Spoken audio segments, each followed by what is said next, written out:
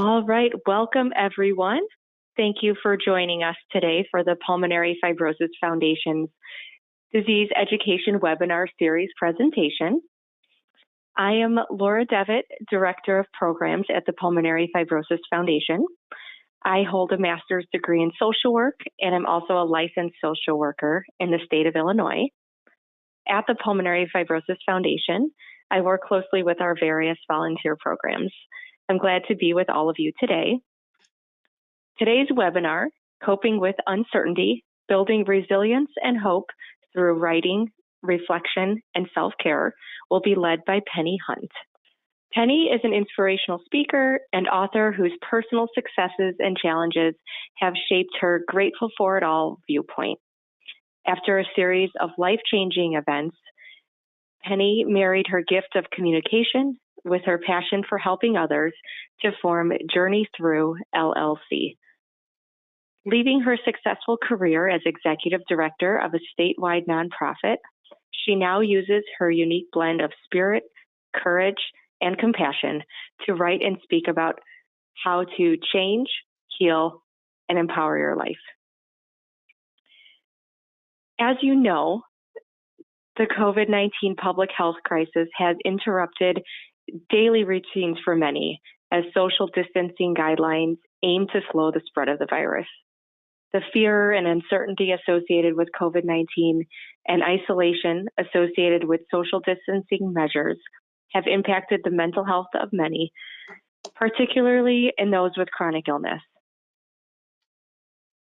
2/3 of Americans have expressed strong negative emotions such as anxiety, depression, loneliness, and hopelessness in the past week alone, according to NORC, a nonpartisan and objective research organization at the University of Chicago in Illinois. These rates are higher in those with chronic lung conditions. Those with chronic conditions who took a mental health screen via Mental Health America experienced higher levels of depression and anxiety in March 2020. Specifically, 88% of screeners with chronic lung conditions were affected by depression, while 83% of the same group indicated anxiety. The implication is that we are seeing higher than normal instances of anxiety and depression in March 2020 alone due to coronavirus concerns. When we heard these statistics here at the Foundation, it immediately got us thinking about how we might offer support to our community to address these heightened levels of anxiety. We hope that this webinar, which provides creative strategies for addressing anxiety and difficult emotions, will help to lift your spirits during these uncertain times. Please note that today's webinar will use a handout that is attached on the right-hand side of the screen in the handout section. The handout can be downloaded from there. If you are having any technical difficulties with the handout, it can be sent to you after this webinar. With that being said, I would like to turn it over to Pennie Hunt, who will guide us through today's webinar. Please take it away, Pennie. And Pennie, we're still not seeing you at the top of the screen, so just know that your webcam may not be sharing correctly at this time. Thank you. Okay, thanks. Thank you, Laura. And she said that because we were going to have my face on here so that you could see me as I talk, and technology. So we'll just see if that flashes in and out or not at all. But I'm so happy to be here, and thank you, Laura, and to all of the folks at Pulmonary Fibrosis Foundation for inviting me to be here. I would like to start by saying this is how, I'm going to go over what we're going to do today during this time together. And the first thing I'm going to do is just give you a little background about me. I'm also going to share self-care tips to deal with stress and sleep and worry. And I'm going to talk about mindfulness, meditation, and visualization, which are three very different things. And then we're going to talk about some writing exercises, because I really believe that finding the words for your feelings and putting them down on paper can really be a healing exercise for all of us. And so I'm going to share some of that. I want to start by giving you my definition of mindfulness. And years ago, I think it was 2014, Simmons University out of Boston contacted me and several people that do this kind of work and said, what is your definition of mindfulness? And we all gave it to them, and they use this on their website. And I'd like to share this with you today so that we can keep this in mind during our time together. So, my definition of mindfulness is practicing open hearted attention to present moment awareness. And this is done without judgment, attachment, or disturbance felt for the process or outcome, while holding on objective clarity of acceptance through love, compassion, and kindness for all experiences. Now, that's a big mouthful. It's a big sentence. And so I'm going to break that down for you just a little bit. First of all, mindfulness is practicing open-hearted attention to present moment awareness. And what I mean by that is when we are mindful of what's going on around us right now in this moment, many times we just use our mind, we just use our brain, and we are just thinking with our logical mind. But what I'd like you to do during this time with us together here this morning is to open your heart, open-hearted attention, not just with your mind, but with your heart, and to the present moment of what we're talking about. And then to go on, this is done without judgment, without judging whatever I'm going to say, or I can't do this, or maybe I've tried that and it didn't work, without judgment or attachment to any past experiences or future fears. And without disturbance, without getting upset or disturbed about anything that we are going to try today. And so if you can hold a clarity of being objective, standing back with acceptance and just listening and thinking about compassion and kindness during our whole experience here together today. And so I'd like you to keep this definition in mind while we're here together. I promised you that I was going to start with a little background about me, and thank you, Laura, for the things that you said about me. But I want to tell you some background so that you understand why I have a great respect for the Pulmonary Fibrosis Foundation and their community, and that is all of you listening. I want to start with a technique or what I call soul slaps and airbag moments. And let me tell you what I mean by that. An airbag moment. I don't know if any of you have been in an accident where the airbag has gone off in your face. And I've talked about this technique for years and years. And up until about a year and a half ago, I had not experienced an airbag go off in my face. But a year and a half ago, unfortunately, I was in a severe accident and did experience that. So oftentimes you're driving along through life and you don't see a car coming at you or you don't see the accident coming. And then all of a sudden you hear a noise and the airbag goes off in your face. When the airbag goes off, everything stops and everything changes. And some things are not the same, but some things can be the same. If you're in an accident, you can get your car fixed or you can purchase a new car. If you break your leg in an accident, you can put a cast on it and that can heal. But an airbag moment, it still changes everything and everything stops. A soul slap is a little bit deeper. A soul slap is when something happens, much like an airbag moment, and everything stops. But a soul slap reaches in and grabs your heart and your soul and shakes it and really wakes you up. And nothing is ever the same. And so I want to share with you a couple experiences I had with airbag moments and soul slaps that will explain why I'm here today and why I have such respect for this organization and the work they do. I would like to introduce you to my parents. This is Fern and Charlie Hunt. Now, my mom's name is Elsie Fern Tutwiler Hunt. And I say that because I can't make this up. That is really her name, Elsie Fern Tutwiler Hunt, and it's fun to say. I also just chuckled to point out that they are color coordinated with the pulmonary fibrosis colors. And this photograph is probably 25 years old. So that was not intentional. And this is one of my favorite pictures of my parents. I was raised in a military family. My dad was in the Air Force, so moved around a lot. And I know what it's like to be that kid that comes in the middle of the year and walks down the aisle in the classroom to the empty desk in the front row and have to learn how to make new friends. And just when I made new friends, it was time to move again. So that's the kind of life I was raised. I remember at the time I thought it was child abuse. And now I look back at all the skills I learned from being raised in a military family. And friend building is top on my list. So I look back on my childhood as a great learning experience and a great time. I had a airbag moment.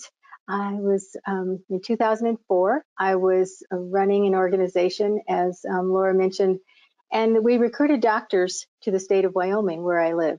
I traveled a lot, and so I was coming home from a trip, and I had stopped in Colorado. I fly in and out of Denver.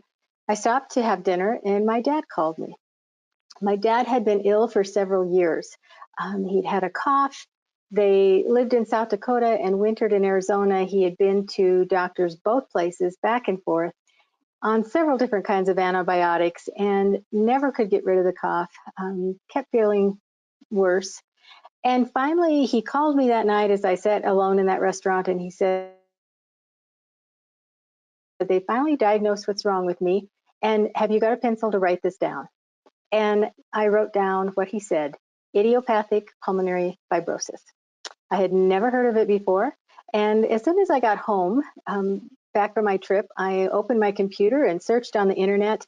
And the first search, the first paragraph, it explained to me what that meant. And so, again, as I shared, my dad had, we are certain now, had this for many, many years and been undiagnosed. And back in 2004, they hadn't made the advances in medicine and treatment and things that we can take advantage of today. So that phone call was an airbag moment for me. And finding that first article on the computer was an airbag moment for me, because everything stopped and everything changed the minute we knew what my dad had been diagnosed with. I began, as my brother and sister did, we would take turns going to Arizona to help my mom, she was the main caretaker for my dad.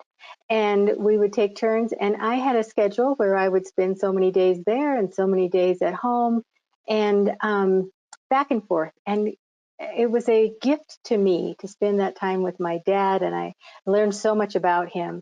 I was actually with him. My mom and I were with him when he passed in 2005, and an incredible experience to be holding his hand as he passed. And I remember that moment was a soul slap, because I couldn't change anything. I couldn't bring my dad back. When my dad passed away, that was a soul slap that changed everything in my world. And I remember thinking that I was doing a 45-mile one-way commute to work, and I was traveling a lot, and that I needed to slow myself down a little bit and take my world a little bit easier. And I realized what was important. Holding my dad's hand that day was important.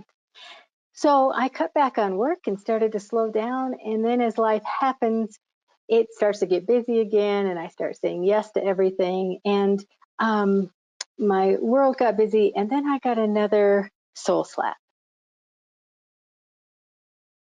And this time it came in the form of a phone call telling me that my 22-year-old son had passed away. My son had been struggling with substance abuse disorder and passed from an overdose. And it was one of those phone calls that no parent wants to get. And changed my life. Again, a soul slap that reached into my heart and my soul and shook me and said, wake up. And nothing was ever the same. So I realized during that time, I was living kind of a crazy life. I had a really big job. I traveled a lot. I commuted. I was spending time being one of my dad's caretakers and traveling back and forth for that. I was trying to care for my son as he struggled, and my world was really kind of out of control. And so I started doing a couple things during that time for my self-preservation. And one of them that I want to talk to you about now is Isn't that interesting? And this is one that I hope that you can adapt and adopt in your life so that when something happens, that instead of panicking or overreacting or um, worrying with exaggeration, which is something I'll talk about here in a little bit, that we just step back from it and we say, isn't that interesting? And be objective. Remember in the very first slide, the mindfulness definition? If you can stand back and not pass judgment, no matter what it is, and just say to yourself, isn't that interesting?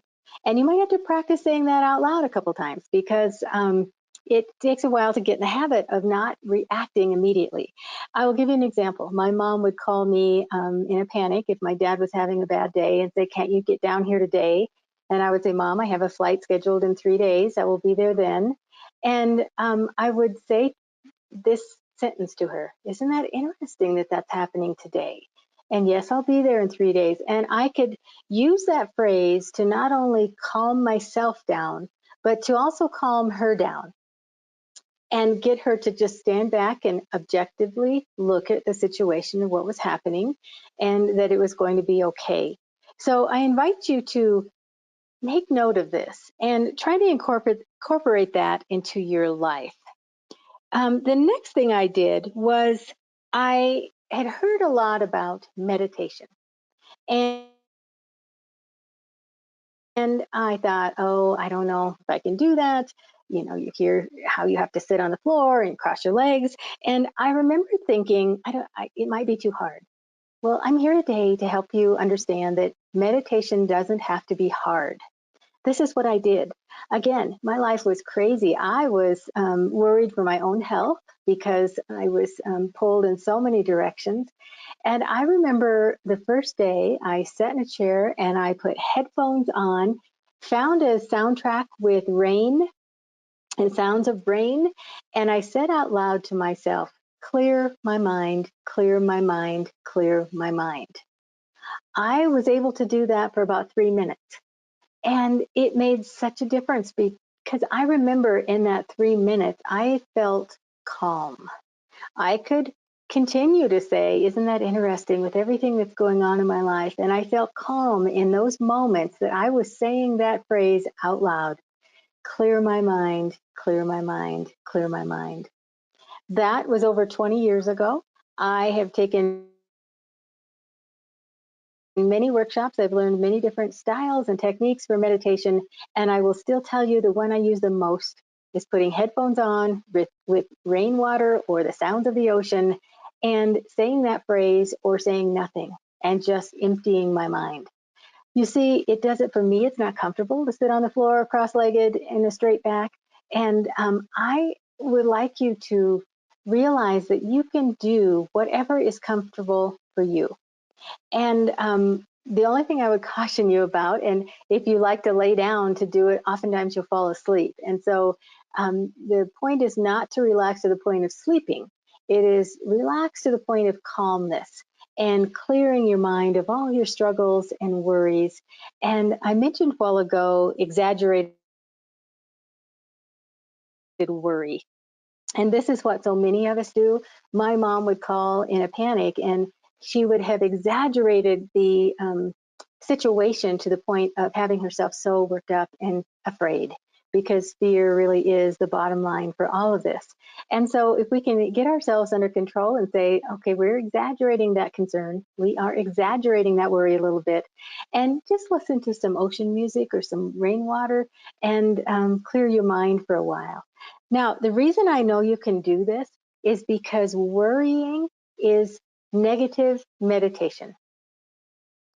Think about that one for just a second. When you worry, you run the same scenario over and over and over again in your mind, and you work yourself into a frenzy of concern and worry. And that is negative meditation. You are meditating on that same phrase, that same situation over and over again and blowing it way bigger than maybe it really is. And so if you think about that you can meditate in a negative way, I have all the confidence that you can meditate in a positive way. And so I would encourage you to try that with headphones and just bring yourself to a place of calmness and relaxation. I'm going to do one with you now, and this is going to be an exercise we're going to do together. And I call this the breath of green. Now, you notice there's a heart on the screen now that is green. And I call this the breath of green because most of the time when we think of hearts, we think of valentines and roses and pink and red. But in alternative medicines, they talk about energy systems in the body. And the energy system around the heart, these energy systems are called chakras. And the one around the heart is green when they speak of it. And so that's why I call this a breath of green. And we concentrate on the heart and the lungs when we do this. So what I'd like you to do, and it's unfortunate you can't see me, but put one hand up on your chest above your lungs and one hand on your belly and take a breath in to the extent that you can. It doesn't have to be a deep breath. It can be a normal breath, whatever you can do. And you can either close your eyes while we do this, or you can concentrate on the green heart if that's easier for you. But what I would like you to do when you take a breath in is visualize crisp, green, fresh air filling your lungs. And then as you exhale, what I would like you to visualize is all of your worry and concern and frustration and fear, because all of those things come under the heading of fear. And so we want to breathe in love, breathe out fear. Visualize breathing in that green, fresh, crisp air. Visualize exhaling that dirtiness of worry and concern and fear. And especially this time, Laura gave a great introduction about the COVID-19 situation and all the fear that goes along with that in the news reports. And so do this and try this with one breath. It's a one breath meditation. What I would like to encourage you to do is every time you see something green, breathe in love, breathe out fear, your one breath meditation. And I mentioned that I live in Wyoming. We are having a snowy, kind of cold spring, but spring will come, and soon there will be green grass and green bushes and flowers. And every time you see something green, take a breath in, breathe in love, breathe out fear. What happens with this technique is called reticular thinking. When you start looking for green, you will start your mind will start searching for it. Your mind is like a little computer. And so you will start searching. You will see green cars. You will get your mail in and there will be a green envelope. Somebody will be wearing a green sweater as they walk by. It never fails. I speak a lot and I'm at 0.5% of the crazy people who really love to get in front of a couple hundred people and speak. And many people don't. So if you have a presentation or an appointment or something where you have to meet with people, if you, as you're going there, if you're stopped at a red light, when the light turns green, breathe in love, breathe out fear. When you get to where you're going, it never fails that when I teach this during a presentation, someone in the front row will be wearing a green sweater or have a green folder or a file or something in front of them. You can always find green and your mind will start searching for this green. At the end, I'm going to give you all of my contact information. And I tell people if you do this with intention for a week and it doesn't change your life, send me an email and I will help you because you're probably doing it wrong. I believe in it so much. I have taught this, as I said, for over 20 years, and people will come to me and say, oh, years ago, you taught me that technique and I still use it. It is a one breath meditation that is easy to do. The beauty of it is nobody knows you're doing it. So if you're in a stressful situation, you can do this because we're all taking a breath anyway. Nobody knows what you're doing. Nobody knows that you're breathing in love and breathing out fear. And so I encourage you to do this. Also, another thing I would like to give you a tip on about meditation is to be kind to your mind. You hear all of these sayings about I well, I can't sit still to meditate because my mind is so busy. And you hear the term monkey mind and all of these other things about how these thoughts come into your mind. And so you can't clear your mind. Well, here's what I want you to think about. Think of your mind as a 2-year-old.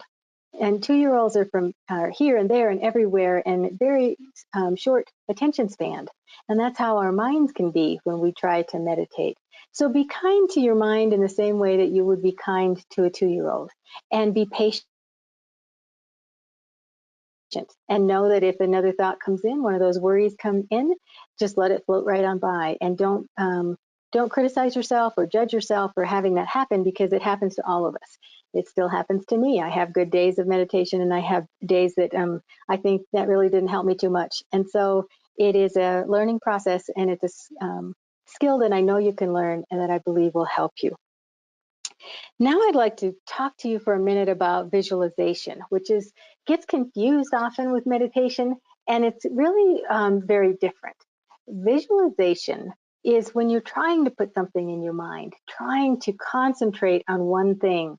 And remember, meditation, we're trying to clear our mind. We're trying to have a space of peace in our mind where it's calm and relaxed and we're really not thinking about anything.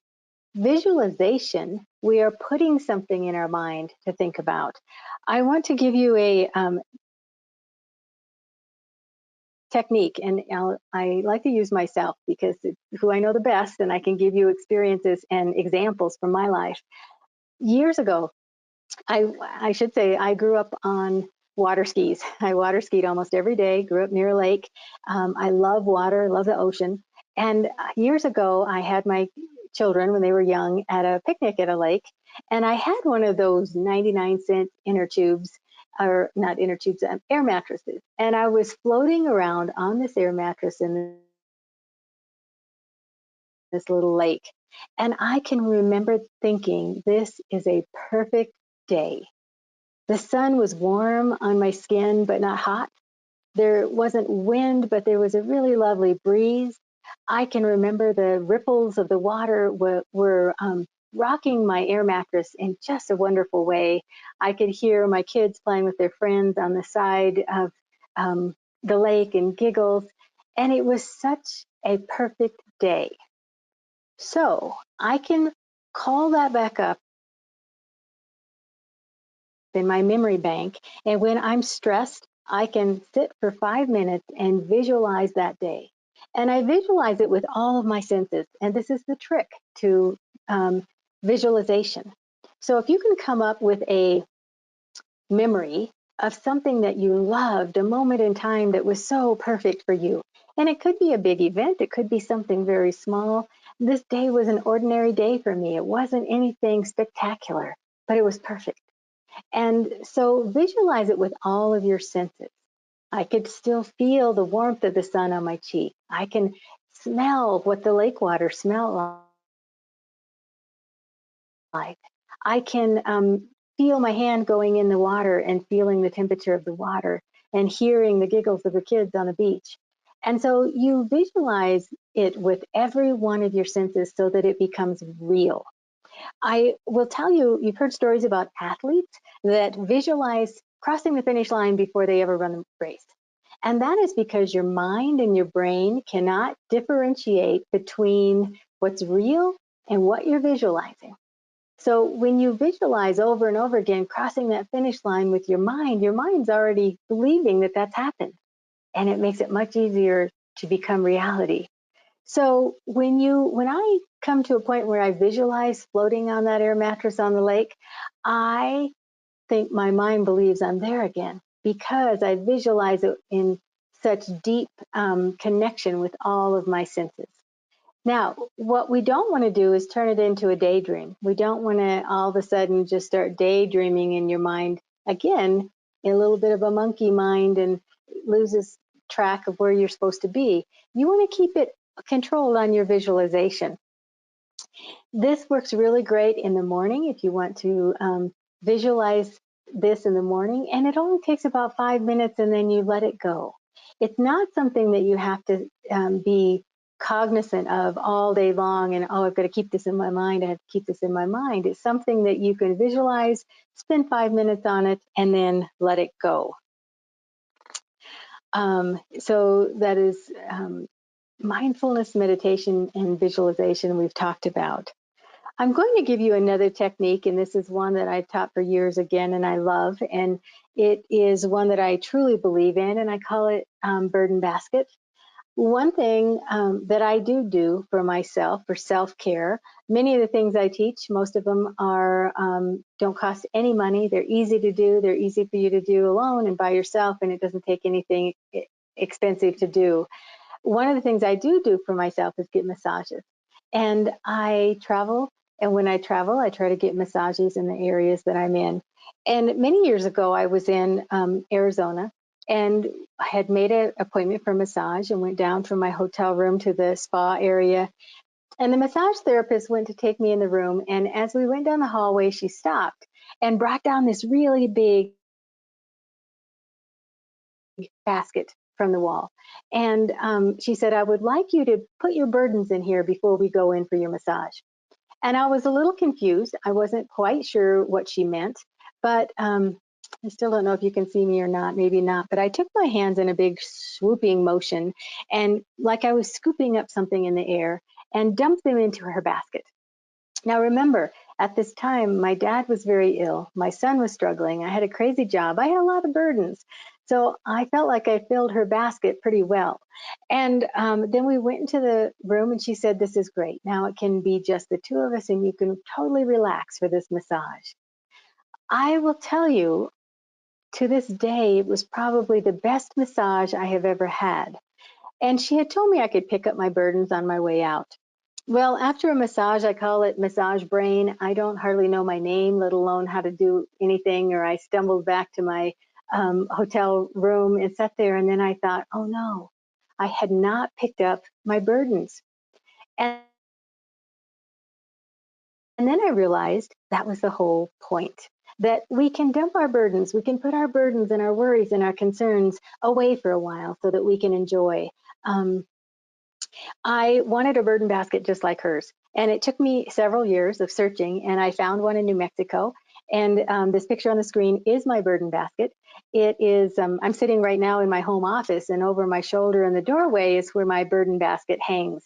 And my home office is where I meditate. It's where I do my writing. It's where I do most of my work.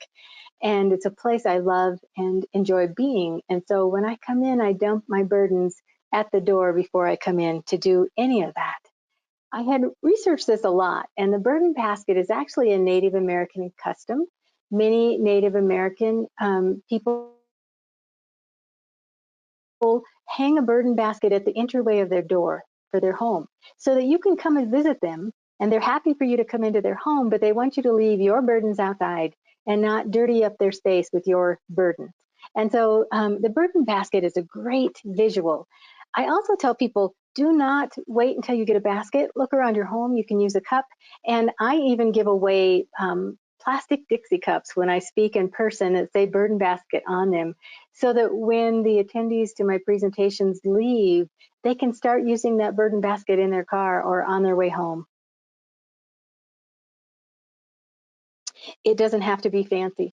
I also encourage you, if you have kids or grandkids or just folks in your life that you love, to teach them some of these techniques, because it will be such a gift to them. They sound simple and easy, and they really are, and they really work. And so I encourage you to share some of these tips and techniques that I'm talking about today. I want to move on now to writing exercises. I am a writer. I write a blog every week, and I've written a book, and I do some newspaper columns, and so I write all the time. And I am of a great belief that words have power and words have energy, and when you can put your feelings to words and put them on paper, that it has a great healing effect. And so that's what we're going to talk about today, finding the words for your feelings and healing from that, and how to put that on paper. If you've never written anything in your life, if you've never journaled or done anything like that, I would encourage you to start by making a list. And it is easy. I'm a list maker. I always have several lists going on of things I need to remember. And many of us make grocery lists and honeydew lists and things like that. But I would encourage you to make lists of a different kind. Make a list of the names of people that you love and care about. Make a list of things that make you happy. Make a list of foods that you like to eat. I One of the things I wrote about when this coronavirus situation started was to build yourself a survival guide and make a list of things that you know you can do that make you happy when you become stressed.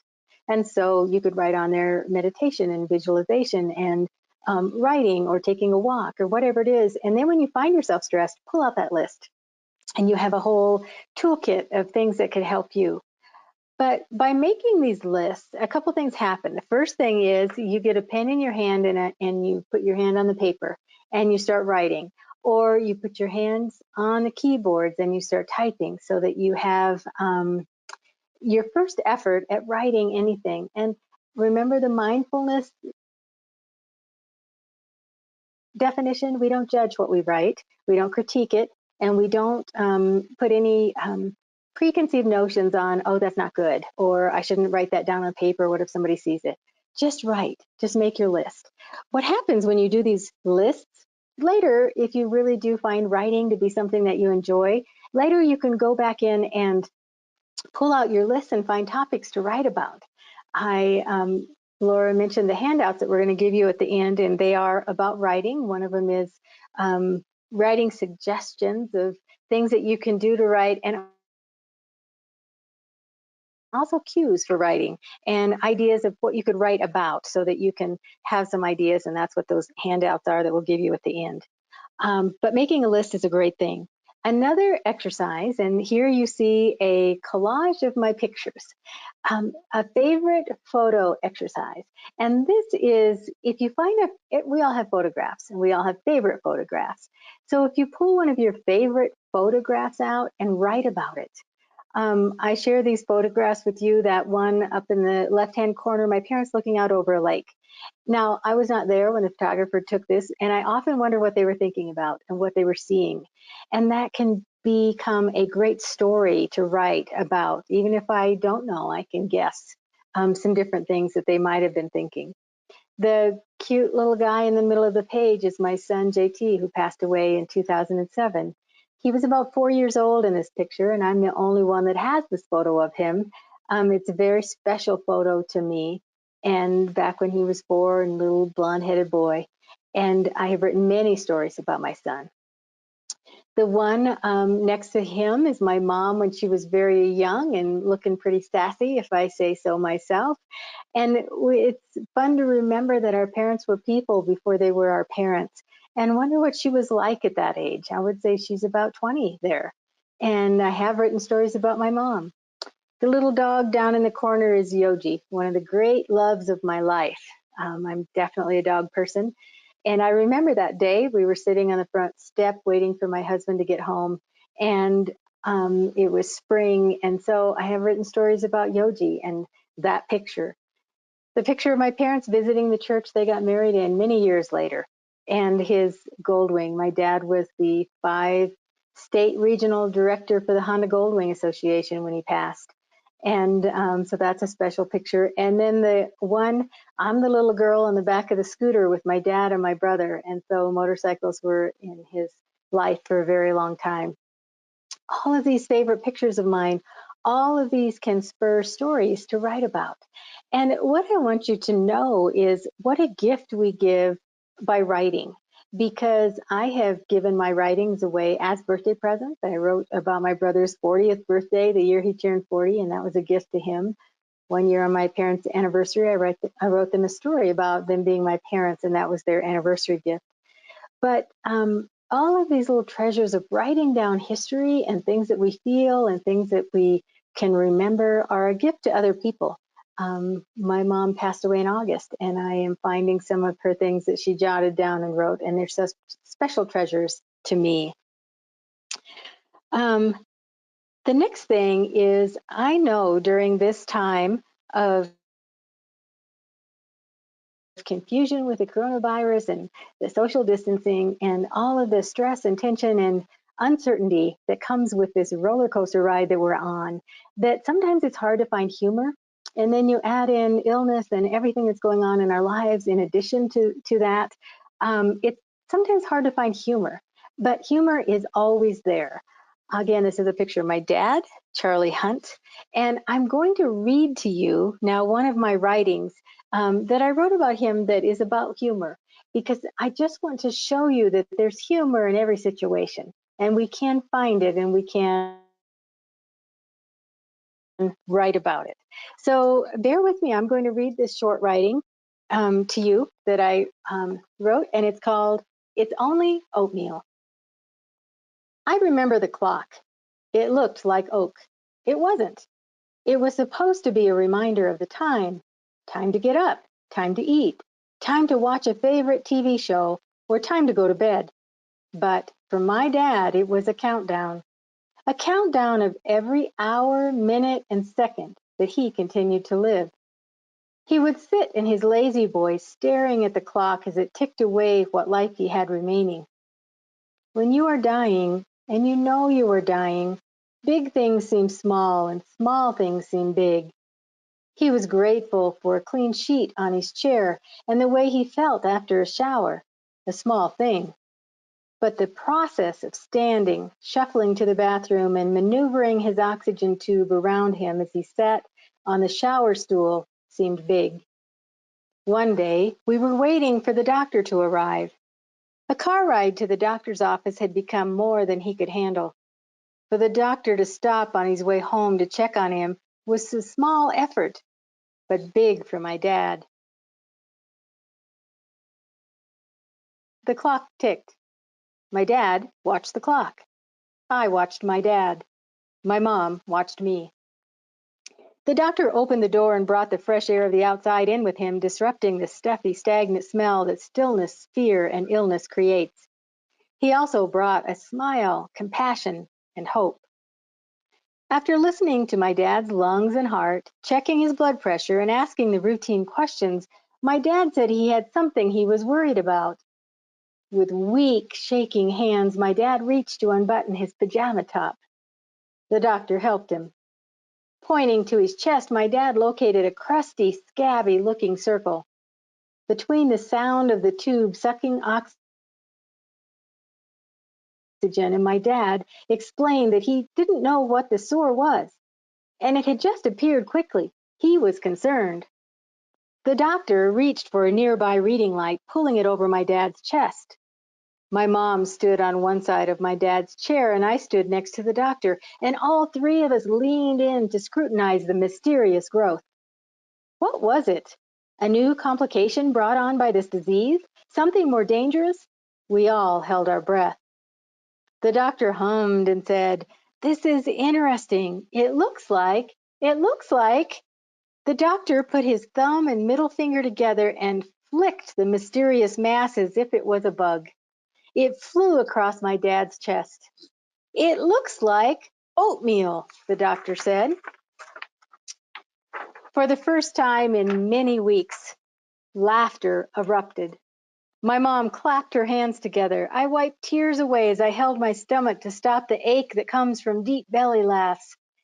The doctor let his laughter roar, and the oxygen machine was spastically trying to keep up with the strain of my dad's sudden need for more as he struggled to laugh. It was just oatmeal. A small, innocent dribble of oatmeal for my dad's breakfast that had crusted to form a mysterious mass, a big, mysterious mass. Sometimes big things seem small and small things seem big, and it may just be oatmeal. Pennie's life lesson?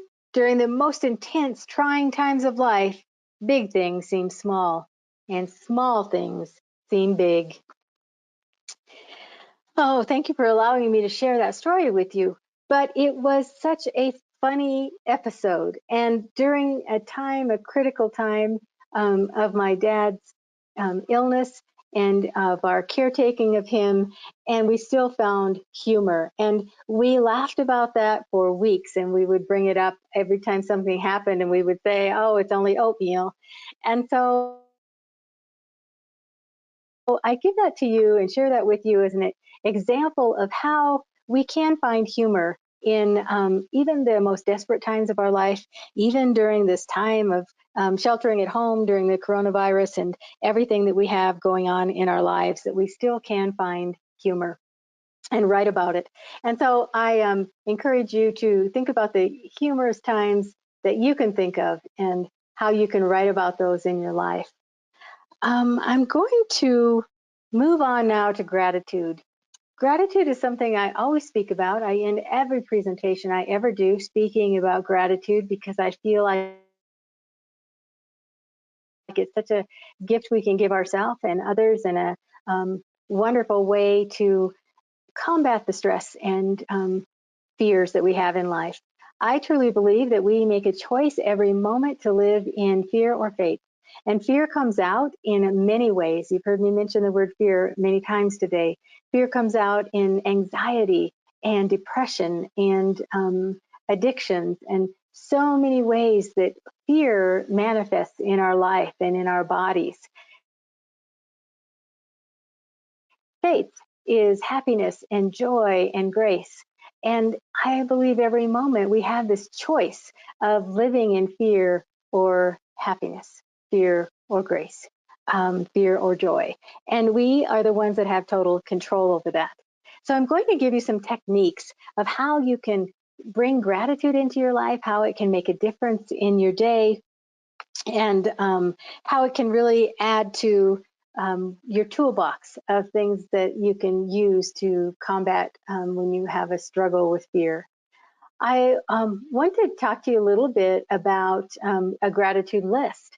Now, we've talked about writing and making lists, and everybody's heard about making a gratitude list of things you're thankful for. But I'm going to give you a list with a twist, a little bit of a different take on just writing down what you're grateful for. And what I'd like you to do is, yes, you can make gratitude lists, but what I would like you to do is every morning when you open your eyes, if you lay there for just a minute, give yourself some time to luxuriate in bed for a minute and go through the things that you are grateful for through your mind. And many people will say, I don't have anything to be grateful for. I just can't think of anything. And if you start with the simplest things, if you start with, I have shoes on my feet, or I had a sandwich for lunch today, or the simplest little things. And if you can only think of one thing as you lay there in bed, that's fine. And then the next day, maybe you will think of more. I also, another thing that a technique I do after I think about my gratitude list is going back to visualization. I lay in bed and I visualize my day. I love coffee, so I will lay there and visualize with my eyes closed what that first cup of coffee is going to smell like and walking to the kitchen to get the coffee. If I have an appointment that day or a meeting, or if I'm going to see someone, I visualize what that will look like. Whenever I speak, I try to go into the room before my presentation and I look at the empty chairs and I visualize the faces of the people that will be there. So today, I know that you're all over the country. I'm not sure where any of you are, but I feel like I know you because this morning I sat at my computer and I visualized all the people that would be listening today and will be listening later when this is up on YouTube. I visualize who you are. So I feel like I've already made a connection and I have visualized that this will be a good webinar and that we will leave here with new ideas. So I lay in bed, I do the gratitude list, and I do my visualization before I ever get out of bed. Another gratitude technique is with every step you take, when you put your first foot on the floor getting out of bed, say thank with the first foot and you with the second foot. Thank you, thank you, thank you. And again, it's a technique to clear your mind of worries and concerns. And as you walk, if you say thank you with every step, it is a powerful, powerful technique. Again, I believe that words have power, and when you say them, you put that energy and that power not only out into your own circle and your life, but out into the world. Another gratitude technique I do is whenever I get in my car. A car is a wonderful place to shout. get in your car and shout. I've done this before when I've been upset, and sometimes you just want to, yell. It's a good place to do that. But for this technique, what I would encourage you to do is as you're going anywhere, if you have an appointment to go to or running to do a grocery pickup, like we're doing these days, start saying out loud in your car what you're grateful for and put names on them. I start naming my children and my grandchildren and the people that I love and care about and my friends. I start naming things that I care about. I name my pets. As you heard me talk, I'm a dog person and I have two sweet dogs now. I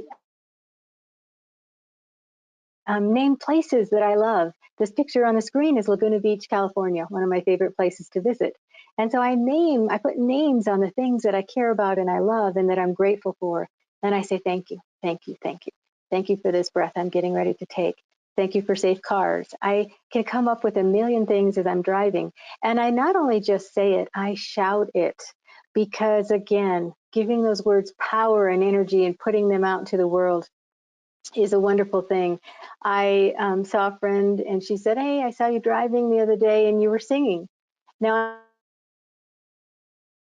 I can do a lot of things and many things I can do well. Singing is not one of them. So you won't hear me sing. I was shouting my gratitude list in the car and she had caught me doing that. I end my day the same way. When I lay in bed, I think about what I'm grateful for. And I, again, name it and I count it. Many people have sleep problems, and I have gone through periods in my life with great struggles of sleeping. So I'm going to give you a couple of tips about that. Do you remember the burden basket we talked about? Hang a burden basket or put a cup by your nightstand.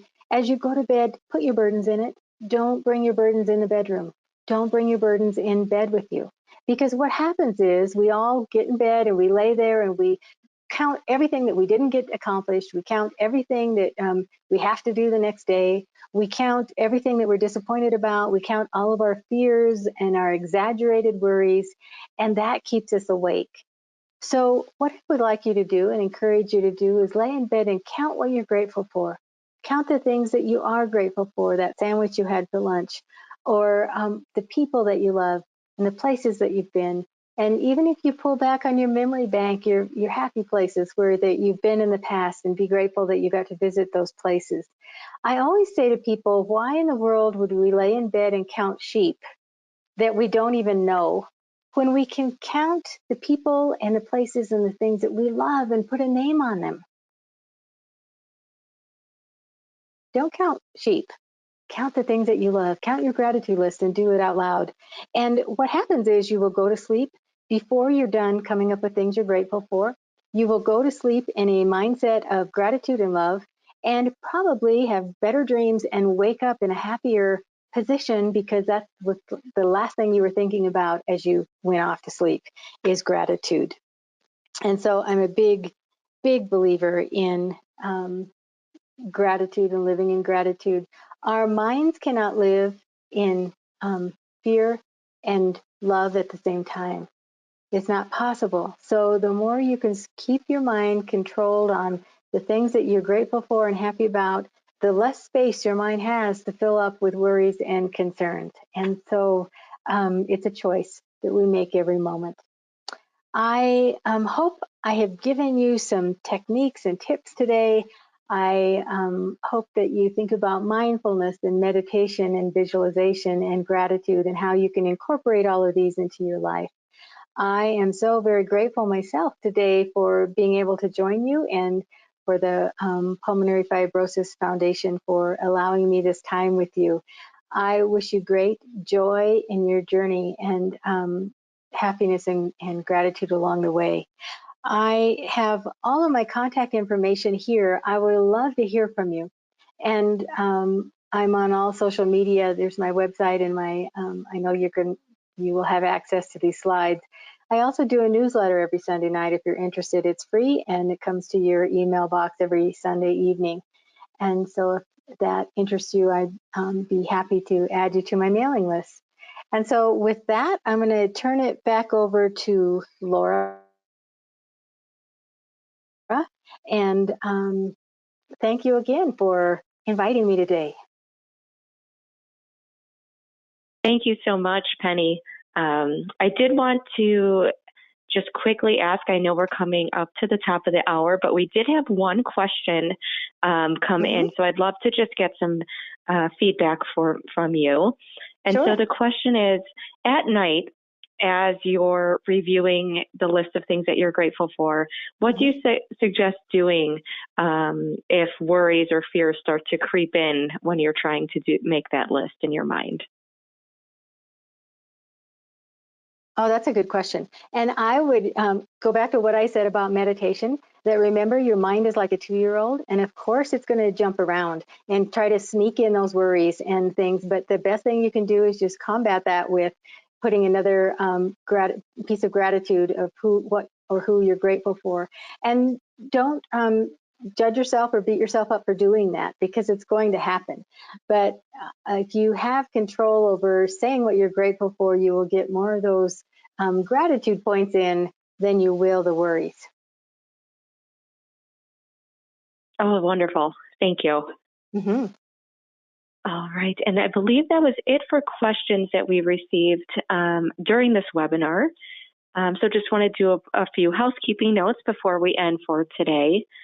For those of you who were really interested in the writing aspect, I did want to mention that the foundation does collect stories from our community, and we do share them on our social media channels. If you go to our website, and the link is listed on your screen right now, we have a Share Your Story page. And there's some writing prompts there, some different writing exercises that you can follow. You're always welcome to submit something more original as well. If you were inspired by something today that you'd like to write about, please feel free. But the information is on your screen as to how to submit information and your story there. We try to share as many as possible and as quickly as possible. We try to do a few a week, and then space them out throughout the month and upcoming months accordingly. Additionally, please stay tuned for our next webinar, which is tentatively scheduled for the end of May. We will have more details coming soon that will be sent out by email and with social media updates as well. The expected topic of this webinar will be addressing, again, COVID-19 with updates there. So please, just follow us on social media or our e-newsletters for updates there. If you have additional questions about today's webinar or would like to receive a copy of the slides from today's presentation, please feel free to reach out to the PFF Patient Communication Center. The number and email address are listed on our website as well, but the phone number is 844-825-5733, or you can email PCC for Patient Communication Center at pulmonaryfibrosis.org.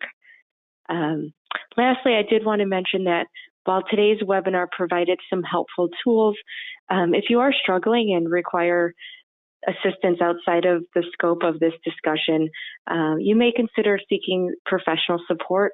There are telehealth options available during this time, so please speak to your care team for more individualized care and an action plan as well. But before we go for today, I do want to just thank Pennie again for presenting on this important topic, for sharing her story and techniques with us. Thank you to our generous sponsors for their support, and to all of you for joining us. We hope to see you next time.